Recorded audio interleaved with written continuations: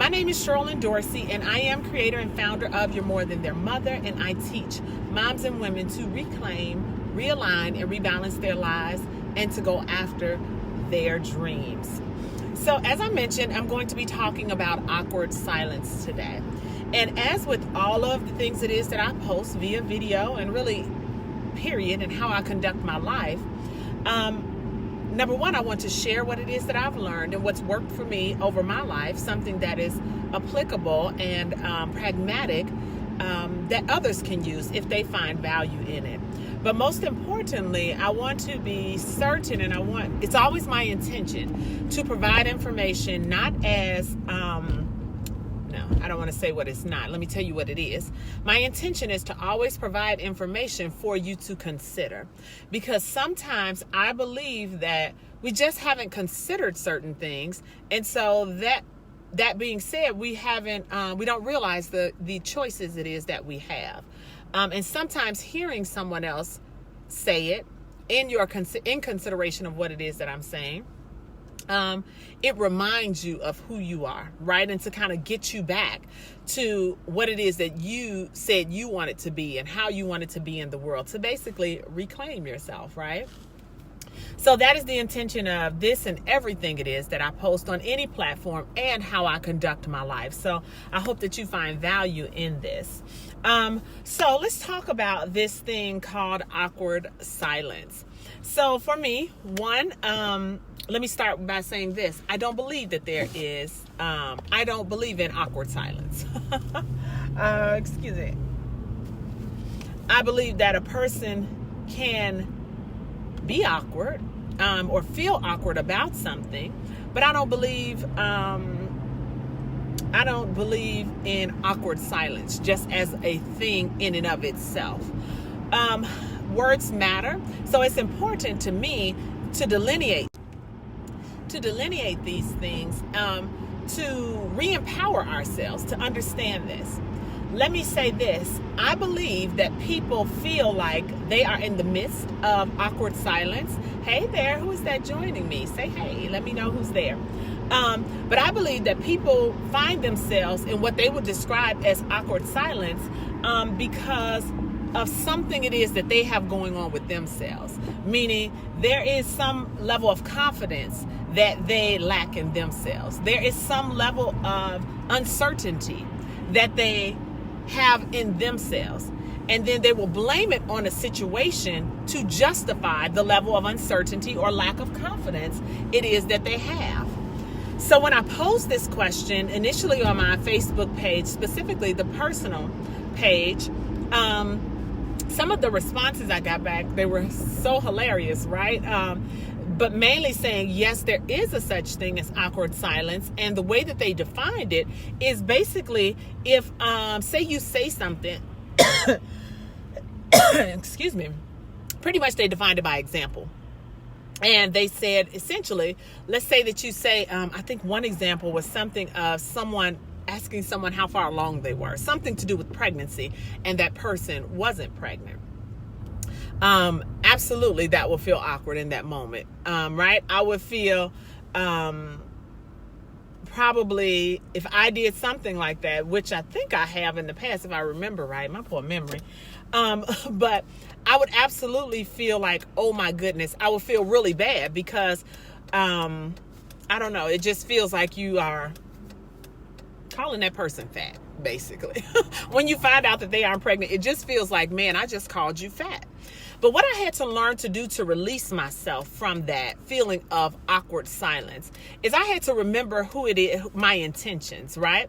Of course, my intention was not to call that person fat. And I'll keep using this example of asking someone if they're pregnant, if they're not, or congratulating them on pregnancy and they're not pregnant. When I set out and said that, right, to that person, I based that upon everything I knew and everything I understood about being pregnant, right? And so they were similar, or they reminded me of that, so I asked that. So when it came to their response, or even them being offended by that, of course that's not the intention. So immediately I apologize. I don't describe to them what it is that I was thinking. I don't describe to them why it is that I said it, because none of that matters. What really matters is that you let them know or express to them that it was not your intention for them to feel hurt or, anything like that. And you want them to know that you're sorry. And then let that be. You have to really kind of let that be. Let them grieve in a way that they need to grieve. Well, I shouldn't say grieve. That's a really heavy word. Let them feel like they want to feel, and then invite them to conversation with you. Invite them to articulate how that made them feel. And you can further expand the conversation from that, but don't go off of what's in your head, what you assume in your head, and then hold yourself hostage to that feeling, thrusting you into this awkwardness in light of the silence, right? Do you understand what I'm saying? Let me know when you're watching this, even if it's on the replay. I want to know if you get what it is that I'm saying. But it's very important that you understand that you really have to let things go, and you really have to just be very clear on who you are and your intentions, and you really just want to make people understand that your intentions were pure, and in that you didn't mean to hurt that person, and that you'll be more mindful going forward. And that's really all you can do. When you feel like it's awkward or there's an awkward silence, that means that you haven't let something go. Even if you are the person that initiated it, even if you are the person who absorbed it, whatever that person said, you have a right to your feelings. But if you want to feel better and move on and operate from your highest level, right, you have to let it go. You have to let it go. And when you let it go, in whatever way that works for you, and what I found for me is communication is my love currency, right? So I need to be able to talk it out. I'm a person who asks the who, what, why, right? The 5 W's. What did you mean? Why did you ask me that? Where are you coming from? Questions like that. And I found that when people are able to explain themselves, usually I find they're not coming from a bad place. And we're able to kind of I know for me, I'm able to let it go, releasing myself from the awkwardness of it, if you will. So I want you to think about that and think about handling things like that, things that you run up against that don't go quite the way that you would like, or if you find yourself saying something that is traditionally oddly offensive, right? And that wasn't your intention. Of course, you have to own up to it. But you don't have to continue to hold yourself hostage just because that person feels a certain way. Does that make sense? Tell me if you know what it is that I'm talking about. So just because that person, say for example, gets upset, gets very angry about it, you don't have to keep apologizing for that. I'm sorry. No, I'm sorry. You can definitely let them know that was not your intention and apologize. You can apologize a couple of times, right? If that works for you.